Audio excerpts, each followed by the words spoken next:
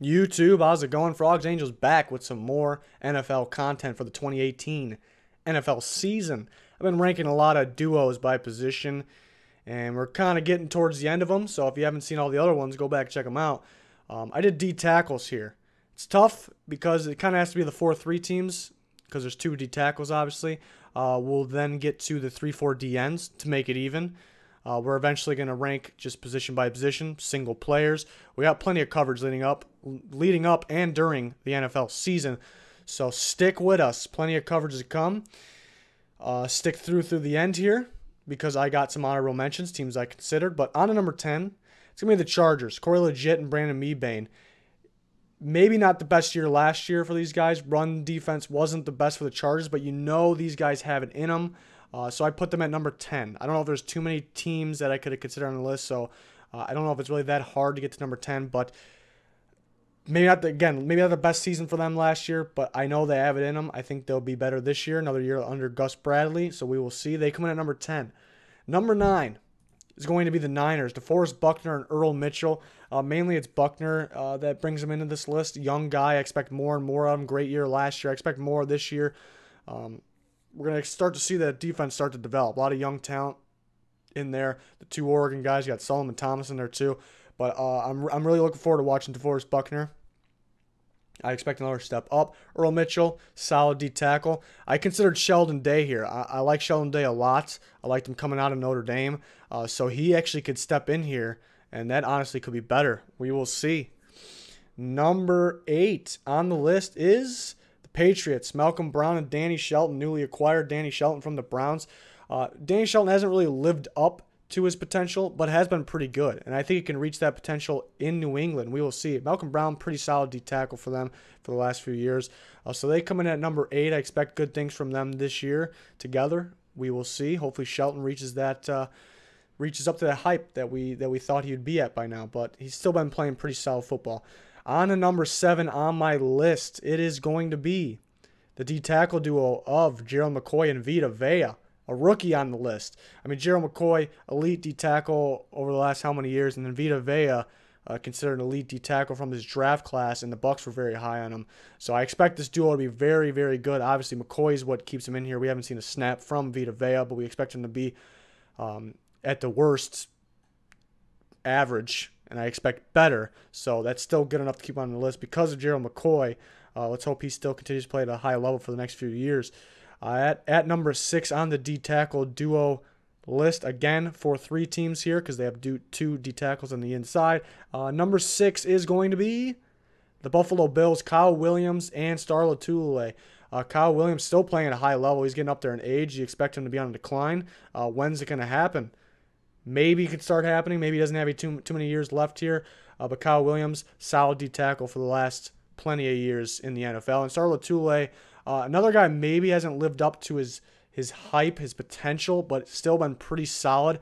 I like him going to a new place because there's plenty of good D tackles with Panthers. Do the Panthers make the list? We'll see. But I like this duo. I like this duo going forward. Even with Kyle Williams out, they drafted Harrison Phillips, so pair him with Star Lotulelei for the future. But as of right now, this season, upcoming season, I should say, they get number 6. Number 5 is going to be the Bengals. Geno Atkins, one of maybe the best D tackle in football. Been dominant in both the run game and the pass game for the last more than a few years for the Bengals. Then they get Chris Baker. Andrew Billings was his partner last year. He needs more work, more developing.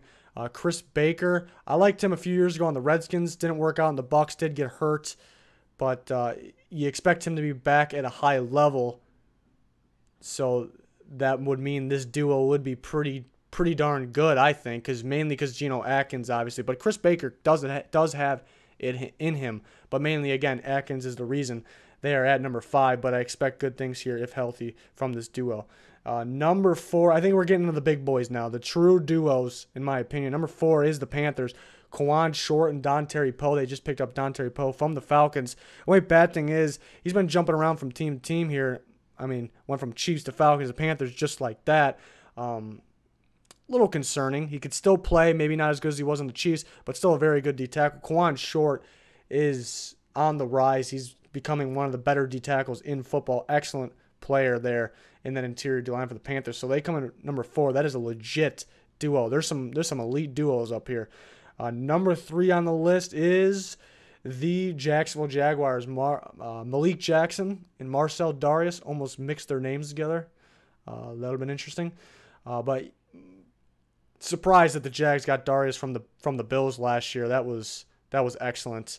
But I think Malik Jackson is the main guy there. The Broncos missed him desperately the last few years. So excellent interior D lineman. Impressive that he can play 3-4 end and he can play 4-3 D tackle like he's been playing for the Jags. So that is a elite duo there. And they're at number 3. That's what's impressive about these D tackle duos, and it's just 4-3 teams too. Number 2 is going to be the Minnesota Vikings. Linval, Joseph, and Sheldon Richardson. They just took a lot of new guys, new players, and new places here. Sheldon Richardson been a very good D tackle. Another guy that was D end at one point for 3-4, now D tackle. Brings pressure to the quarterback, and Linval Joseph's just been doing all of it, run stopping and getting to the quarterback.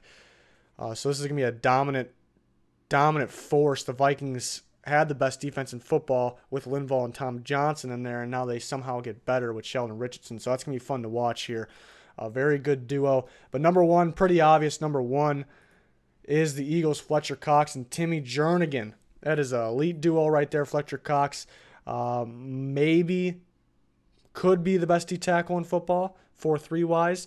That's another debate. We'll eventually get to our single position top 10s. And then Timmy Jernigan is just impressive player, really starting to develop now, really starting to see what we expected. Been playing at a pretty high level his career, but I think the Eagles coaching staff does a very good job of bringing in the right players and a good job developing them so they reach where they can be. They reach their height there, what they can play at. So Fletcher Cox, Timmy Jernigan, that's number 1. Super Bowl champs, number 1. Honorable mentions, who I did consider. The Saints. The reason they're not in here is Sheldon Rankins. I like Sheldon Rankins a lot, but he did get some snaps at D end. I prefer him at D tackle.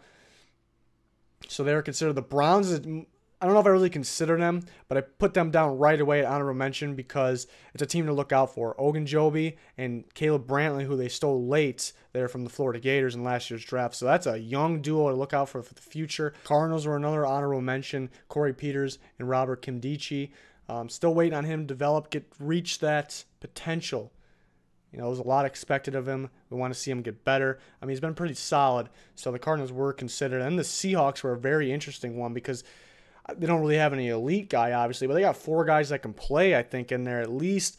Naj Jones and Jaron Reed are the returners from last year, young guys that can really step up. And they get 2 of the Vikings from that number 1 defense. Tom Johnson started on that defense, was very good. And they got Shamar Stephen, who's a good rotation guy. So it's going to be interesting to see who the 2 starting D tackles could be. Maybe that's why they're not on this list. You expect Jaron Reed in there. I think Tom Johnson could be the other one. So pretty solid D tackle duo. We just got to wait and see who the actual starters are going to be. So those are my honorable mentions. That's my top 10 D tackle ranking list. Let me know who's your number 1. Let me know. I know the top 4 I consider pretty much all elite. Maybe the top 3 are elite. Let me know your guys' thoughts. Thanks for everyone's support. It's been great. We've been growing a lot. Our goal is 10K subscribers to the NFL during the NFL season, so it's a long way to go. But with your help, we can reach that, and we can keep on bringing you this content. But that'll do it for this one. Goodbye.